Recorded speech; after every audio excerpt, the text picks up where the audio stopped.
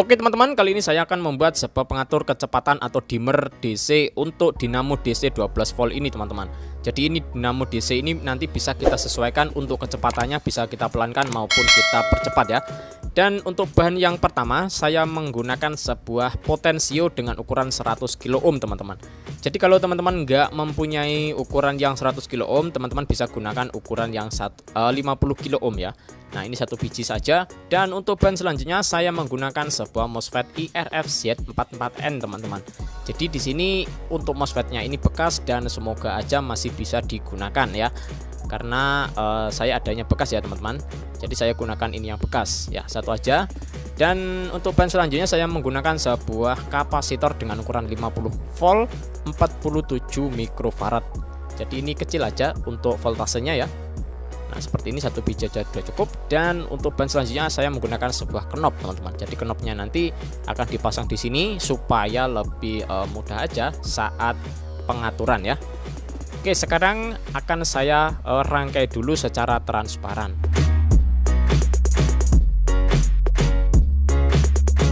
Oke teman-teman, ini udah saya pasang di sini untuk memudahkan perakitan ya.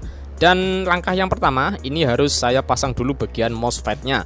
Namun sebelum dipasang teman-teman memang harus diperhatikan betul-betul untuk kakinya. Ini kaki yang paling kiri adalah gate, untuk yang kaki tengah ini drain, dan untuk yang paling kanan source. Ya jadi jangan sampai terbalik ya teman-teman. Untuk jalur-jalurnya nanti supaya tidak gagal, teman-teman harus perhatikan videonya ini, jangan di skip ya. Dan untuk pemasangannya nanti saya balik seperti ini. Jadi untuk kaki-kakinya teman-teman harus diperhatikan ya. Dan di sini akan saya kasih timah dulu supaya ini lebih mudah aja untuk penyolderan. Oke, sekarang tinggal kita pasang aja ini kaki tengah MOSFET, kita pasang ke kaki inputnya potensio. Dan untuk kaki sebelah kirinya MOSFET ini kita pasang di kaki outputnya potensio atau kaki tengahnya potensio ya teman-teman. Nah seperti ini pemasangannya secara transparan. Nah seperti ini teman-teman, supaya teman-teman paham aja ya. Nah sekarang bagian kapasitornya ini harus diperhatikan ya teman-teman. Dan untuk voltasenya ini saya gunakan 50 volt, di atasnya sedikit boleh, di bawahnya pun juga boleh. Dan di sini ada plus dan minusnya. Jadi ini jangan sampai kebalik atau salah ya teman-teman. Dan yang akan saya solder di kaki ground potensio ini adalah jalur yang negatif atau kaki negatif dari kapasitornya ya teman-teman. Jadi kaki kapasitornya itu dipasang di ground dari potensionya ini ya. Nah seperti ini. Jadi jangan sampai salah ya teman-teman.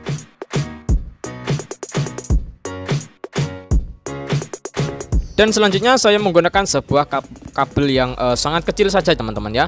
Karena ini kapasitornya itu kakinya kecil, jadi tidak bisa menjangkau ke kaki MOSFET yang paling kanan. Jadi saya gunakan kabel kecil untuk menjumpernya ya teman-teman.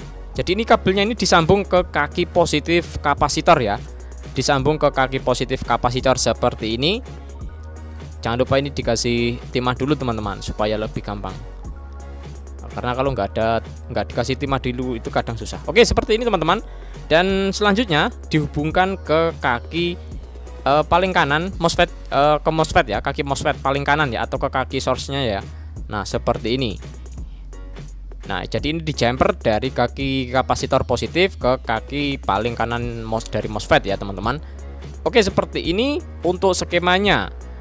Ya ini mudah banget dan simple banget teman-teman. Jadi ini adalah skema yang sederhana sekali yang saya buat ya. Nah seperti ini teman-teman.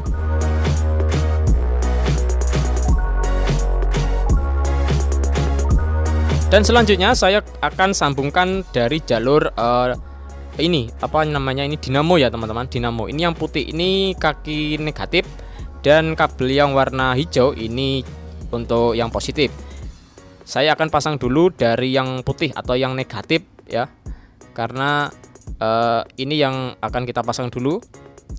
Ini untuk yang putih atau negatif, ini untuk pemasangannya ke kaki ground potensio ya teman-teman, atau dijadikan satu dengan kaki negatifnya kapasitor.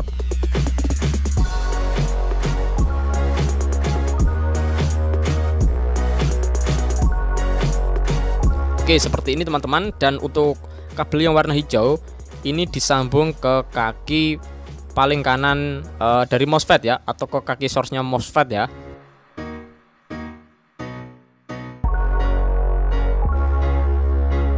Oke teman-teman, jadi seperti ini untuk rangkaiannya dimmer atau controller sederhana ya, dimmer DC sederhana seperti ini. Sekarang tinggal kita pasang untuk input supply-nya ya teman-teman.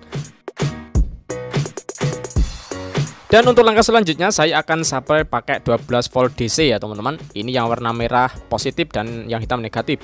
Dan untuk yang warna merah ini atau positif ini dicapitkan atau dipasang ke kaki input potensio ya. Jadi jangan sampai salah ya. Nah, di sini ini jalurnya ke kaki tengah MOSFET ya. Seperti ini teman-teman. Ini dicapit ke kaki input potensio atau kaki paling kanan potensio ya. Istilahnya ya seperti itu. Nah, seperti ini. Dan untuk yang warna hitam ini dicapitkan ke ground ya, atau potensio yang pin potensio atau kaki potensio yang paling kiri teman-teman ya. Nah, seperti ini.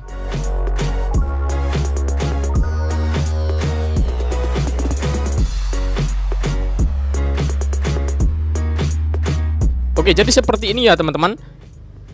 Nah, seperti ini.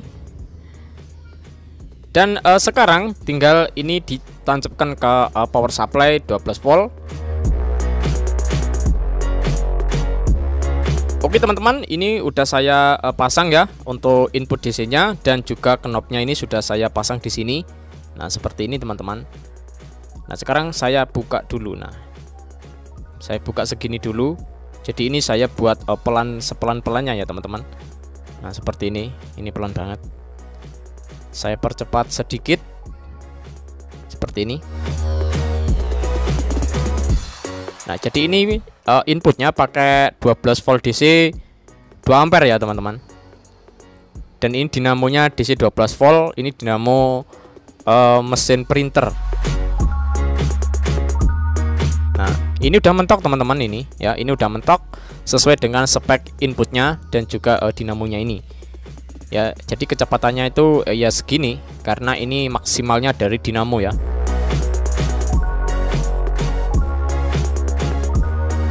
Dan ini sangat multifungsi, dan sebuah controller atau pengatur kecepatan sederhana ini saya buat secara sederhana dari mulai komponennya ya teman-teman. Jadi tidak terlalu banyak komponen. Oke, ini saya atur sepelan mungkin ya, segini. Saya atur sepelan mungkin.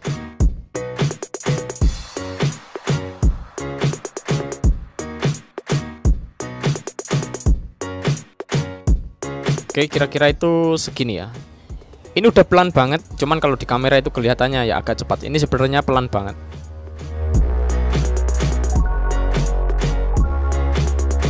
Dan untuk MOSFET-nya kalau dibilang panas pasti panas ya teman-teman. Jadi untuk MOSFET-nya itu pasti panas. Jadi saran saya gunakan heatsink yang bagus ya teman-teman. Jadi kalau heatsinknya itu tebel itu pasti mahal dan hasilnya pasti maksimal. Tapi kalau heatsinknya kecil itu pasti tetap aja panas. Oke, jadi seperti ini. Terima kasih sudah menonton. Jangan lupa untuk subscribe, komen, like, dan share. Terima kasih. Lain waktu akan kita sambung kembali. Sampai jumpa.